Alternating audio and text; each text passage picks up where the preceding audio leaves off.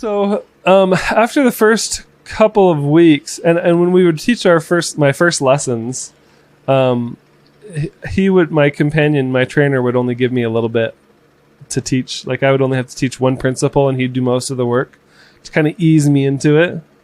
And so I remember those first lessons being very much like I almost had memorized what I was going to say beforehand because it was the only way that I could handle it without freaking out because it was so uncomfortable for me.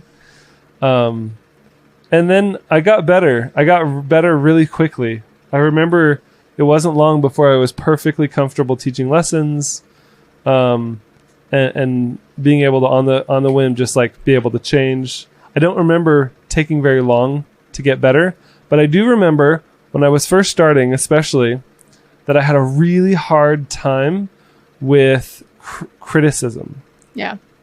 So if the lesson was over and I did my best, and after the lesson was over, my trainer said, "Hey, Elder Beach, you did a great job on this or that.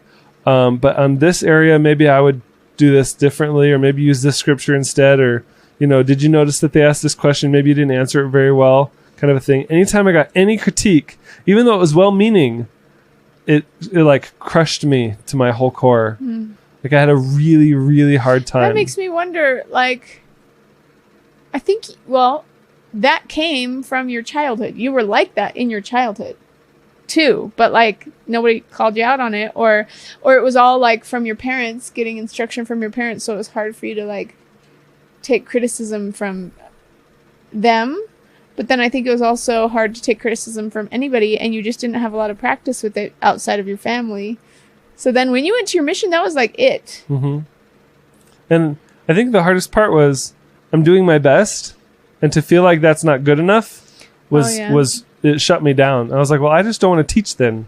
I'll let you do it next time because obviously I'm not good enough, kind of an attitude, or my attitude was like, I know that I'm not perfect. You don't have to point it out and make me feel bad for it. Even though they weren't trying to make me feel bad, I took it that way. Yeah.